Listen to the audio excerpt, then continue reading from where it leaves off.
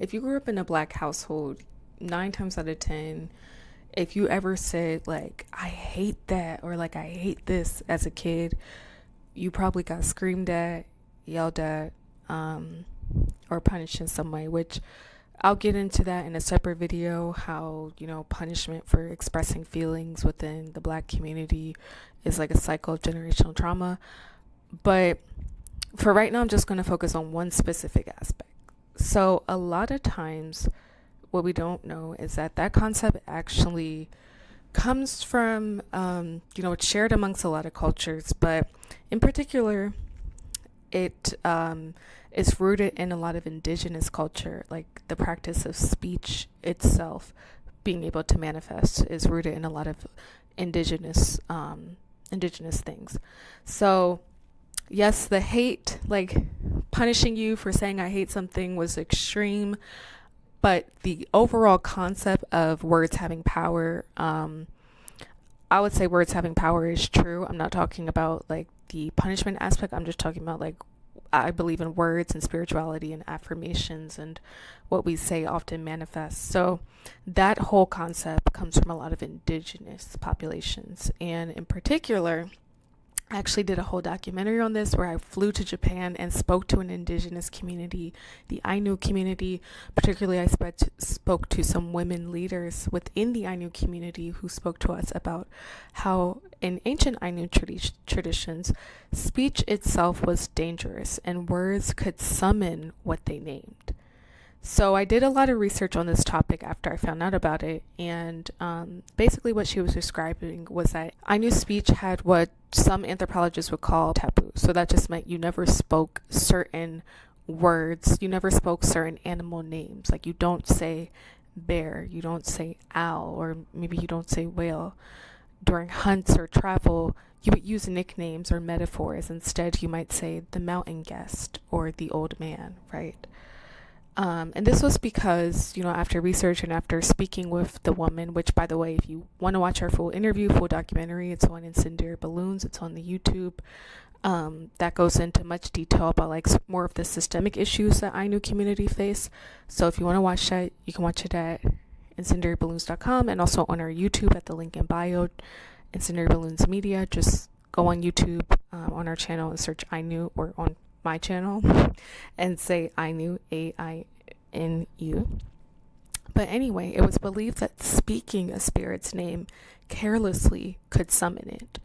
So similarly, when speaking of this applied to many things. So it didn't just apply to, when you were going in the woods, you wanted to avoid saying lion, or you want mountain lion, right? You wanted to avoid saying that because okay, sorry about that. My mic went out, so the audio might not be as clear on this when you hear it, but as long as you can hear me, we're good. But essentially, you would never go into the forest and say the actual name mountain lion, right? You would never say a mountain lion's approaching, because that was thought to summon the spirit of the mountain lion and bring you misfortune. And that same thing actually also applied to illnesses and Ainu culture. So a lot of traditional Ainu indigenous culture, they would use metaphorical languages or euphemisms, right? So you wouldn't say like the terminal disease name, you would say the visitor or the shadow, and you would use euphemisms like that. And this was to kind of like avoid the triggering event. But I think this was bigger than, this is bigger than a euphemism. It was more in a sense, it was more in the sense of like linguistic ecology. And it's just interesting because I see the way that's also applied in African American culture today, and Black culture, and not even just our culture, but also in Latin culture and other indigenous cultures or Asian communities. We are often like that sort of history of creating euphemisms or not mentioning the words or not saying certain words, and words being so impactful and powerful translates and resonates in all different I don't want to say minority, translates and resonates in all different BIPOC communities.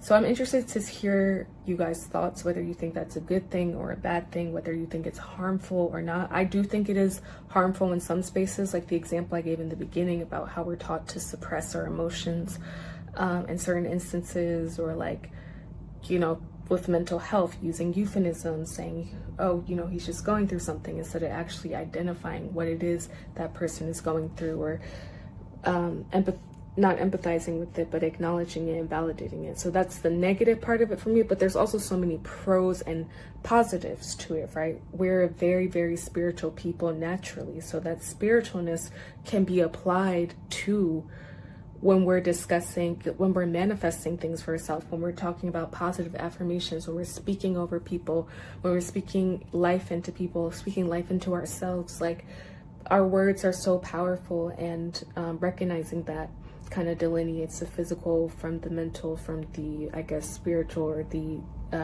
you know, the different states of consciousness. So I think there's pros and cons to it, but I just thought that was really interesting that that was something that we had in common with the Ainu community, like African American culture had in common with the Ainu community, when I interviewed the leader of the community, which, please check it out. The documentary, it's free on YouTube. It's really educational, really informative, and it's in the link in bio. So yeah, thank you. Let me know your thoughts. Do you think it's good? Do you think it's bad? Or do you think, are you kind of in the middle where you think it has its pros and cons?